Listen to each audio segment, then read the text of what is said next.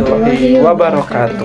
Halo semuanya, selamat datang di video kami. Kami dari kelompok 6. Saya Putri, saya Dini, Saya Rifka Fauzia, saya Yunus saya Suci, saya Alia, akan membahas topik yang sangat relevan dan menarik, yaitu tentang Pancasila sebagai landasan nilai perkembangan. Video ini merupakan tugas dari mata kuliah Pancasila yang diampu oleh Bapak Kosasi Adi Saputra, SPD MPD. Menyaksikan. Di era globalisasi seperti ini sekarang, perkembangan ilmu pengetahuan dan teknologi begitu pesat. Kita bisa menyaksikan berbagai kemajuan dari internet, kecerdasan buatan, hingga rekayasa genetika.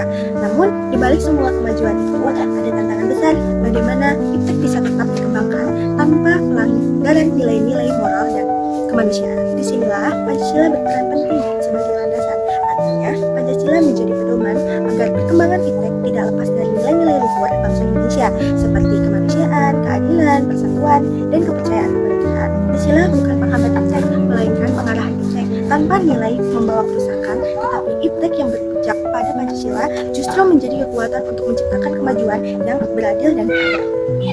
Ilmu pengetahuan dan teknologi atau disingkat iptek merupakan hasil olah pikiran manusia yang bertujuan untuk memahami alam semesta dan menciptakan alat, sistem, serta solusi atas berbagai persoalan hidup. Perkembangan iptek telah membawa perubahan besar dalam berbagai aspek kehidupan, ekonomi, pendidikan, kesehatan, komunikasi, dan lain sebagainya. Namun, perkembangan iptek tidaklah netral secara moral. Jika tidak diarahkan dengan benar, bisa saja disalahgunakan untuk kepentingan yang merusak lingkungan, menindas sesama, bahkan melemahkan jati diri bangsa. Disinilah Pancasila berperan sebagai landasan nilai. Artinya, setiap perkembangan dan pemanfaatan iptek di Indonesia harus sejalan dengan nilai-nilai dasar yang terkandung dalam Pancasila. Kemajuan iptek yang tidak dibarengi dengan nilai Pancasila berpotensi menimbulkan berbagai masalah seperti yang pertama, degradasi moral akibat penyalahgunaan media digital. Yang kedua, kerusakan lingkungan akibat teknologi industri.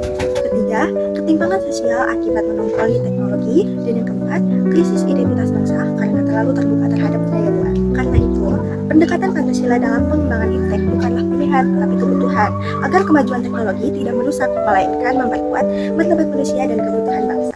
Nah, biar lebih jelas, yuk lanjut ke bagian berikutnya bareng Dini.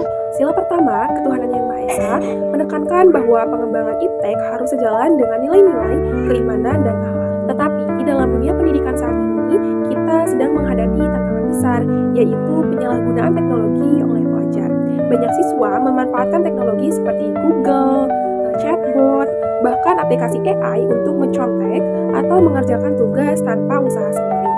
Salah satu kasusnya terjadi saat ujian daring di masa pandemi, ketika banyak siswa terbukti membuka browser atau aplikasi bantuan saat mengerjakan soal. Hal ini menunjukkan hilangnya nilai kejujuran dan tanggung jawab, yang justru bertentangan dengan semangat ketuhanan. Untuk solusi yang pertama, pendidikan karakter harus diperkuat dengan menekankan bahwa teknologi adalah alat bantu, bukan alat untuk curang.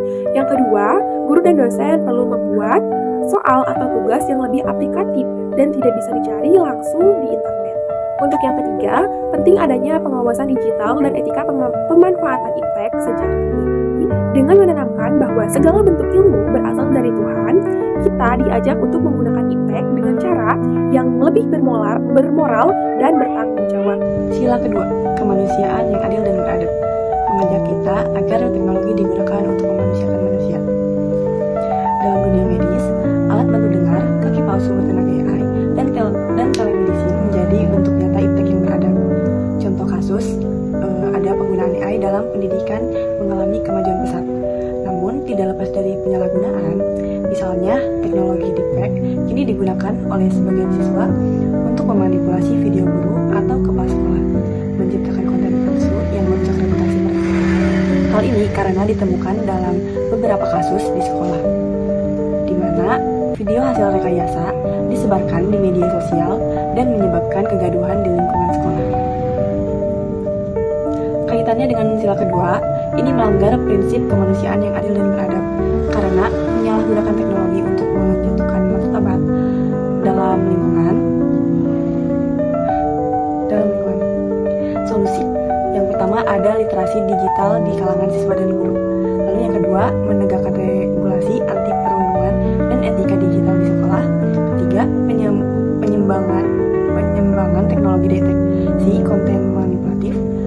pendidikan nilai-nilai Pancasila secara kontekstual dalam kurikulum. Lalu yang selanjutnya ada sila ketiga, Persatuan Indonesia. Juga punya peran besar dalam dunia digital. Kini kita bisa saling terhubung dari Sabang sampai Merauke, webinar, media sosial, hingga kampanye digital bisa mempererat persatuan bangsa. Tapi ingat, teknologi juga bisa memecah belah kalau tidak digunakan secara bijak. Jadi, nilai Pancasila jadi mengingatkan kita agar tetap satu. Ada contoh kasusnya dalam sebuah program pembelajaran jarak jauh antar sekolah. Ditemukan bahwa sebagian siswa menggunakan media sosial dan forum diskusi untuk menyebarkan komentar bernuansa sara, memicu pertengkaran, dan memperpecah antar kelompok. Kaitannya dengan sila ketiga, ini bertentangan dengan nilai persatuan Indonesia, karena menimbulkan perpecahan dalam lingkungan pendidikan yang seharusnya menjadi tempat menyemai pemersatu. Solusinya, yang pertama, meningkatkan literasi digital dan etika komunikasi daring bagi pendidik, peserta didik. Lalu yang kedua, penanaman nilai toleransi dan gotong royong dalam kegiatan pembelajaran. Yang ketiga, kurikulum yang mendorong pemanfaatan iptek untuk memperkuat pemersatu bangsa, misalnya lewat proyek kolaboratif lintas daerah. Yang keempat, pendampingan guru dalam modernisasi aktivitas digital siswa. Kalau udah paham bagian ini, sekarang waktunya kita masuk ke pembahasan selanjutnya ya, bareng Yunus. Makasih. Sila keempat yaitu kerakyatan yang dipimpin oleh hikmat kebijaksanaan. Artinya bahwasanya seluruh rakyat Indonesia itu diberikan kesempatan untuk bisa berpendapat di tempat umum.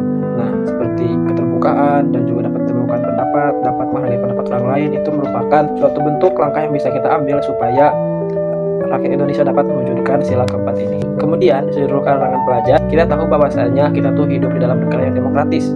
Negara demokratis adalah di mana negara yang pemerintahnya itu memberikan fasilitas kita untuk bisa berpendapat secara bebas. Negara yang demokratis pula itu merupakan suatu negara yang pemerintahnya itu dapat membebaskan rakyatnya untuk bisa bermusyawarah. Akan tetapi, faktanya di Indonesia yang merupakan sistem yang menganut sistem demokrasi itu tidak atau sangat menentang sekali dengan demokrasi. Khususnya dengan pemerintah yang menerbitkan undang-undang yang penuh dengan perdebatan. Undang-undang itu yaitu Undang-Undang ITE. Dalam Undang-Undang ITE itu, kita tahu bahwasanya sebagai pelajar ada indikasi pemerintah untuk bisa membungkam rakyat Indonesia, khususnya untuk bisa berpendapat secara bebas. Akibatnya, di forum-forum digital seperti media sosial ini akan mengurangi tingkat musyawarah di kalangan pendidik dan juga orang-orang yang memiliki media-media sosial karena mereka takut dilaporkan sebagai pelanggar Undang-Undang ITE.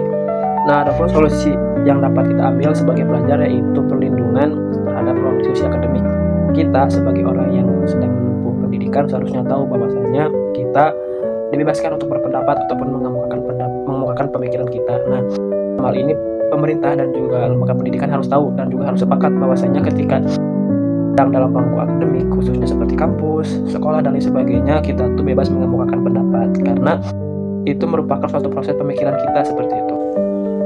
Untuk yang selanjutnya ada sila kelima, keadilan sosial. Bisa kita wujudkan lewat iptek, digitalisasi pendidikan di daerah terpencil, aplikasi UMKM, dan layanan kesehatan. Daring adalah bentuk nyata iptek yang mendekatkan keadilan bagi semua. Tapi jangan lupa hubungan ini dua arah. Bukan hanya Pancasila yang menuntun iptek, tapi iptek juga memperkuat nilai-nilai Pancasila. Adapun contoh lainnya, yaitu sistem pelaporan korupsi digital mendukung keadilan, platform kampanye anti-hoax memperkuat kebenaran, dan media edukasi digital membentuk masyarakat yang lebih sadar akan nilai. Di sini ada kasus masih banyak sekolah di daerah terpencil yang tidak memiliki akses internet atau perangkat digital, sehingga siswa itu tertinggal dalam pemanfaatan teknologi untuk pembelajaran. Hal ini memperlebar kesenjangan kualitas pendidikan antar kota dan desa. Adapun solusi dari kasus di atas yaitu pemerintah perlu meratakan akses teknologi pendidikan, menyediakan pelatihan digital untuk guru, ataupun memastikan semua siswa mendapat fasilitas belajar yang setara. Mungkin itu saja. Kalau udah paham bagian ini, sekarang waktunya kita masuk ke pembahasan selanjutnya bareng Ripka. Di tengah derasnya arus inovasi, Pancasila tidak hanya mengingatkan kita untuk cerdas secara intelektual, tapi juga bijak secara etis. Ilmu yang maju, teknologi yang canggih, semuanya harus tetap berpihak pada kemanusiaan, persatuan, dan juga keadilan. Kemajuan iptek yang hebat tanpa nilai bisa jadi berbahaya, tapi iptek yang dibimbing oleh nilai-nilai Pancasila menjadi kekuatan yang besar dalam rangka membangun bangsa. Oleh karena itu, kita sebagai generasi muda tidak hanya sebagai pengguna teknologi, tapi juga penjaga nilai. Mari jadikan Pancasila sebagai fondasi dalam setiap langkah untuk membangun bangsa. Karena dengan berpijak pada nilai-nilai luhur bangsa, kita tidak hanya tumbuh, tapi kita juga berkontribusi untuk negara. Terima kasih sudah menonton video kami. Jangan lupa Like, komen, dan subscribe subscribe. dan subscribe tentunya. Untuk mendukung channel ini. Sampai jumpa di video selanjutnya. Bye.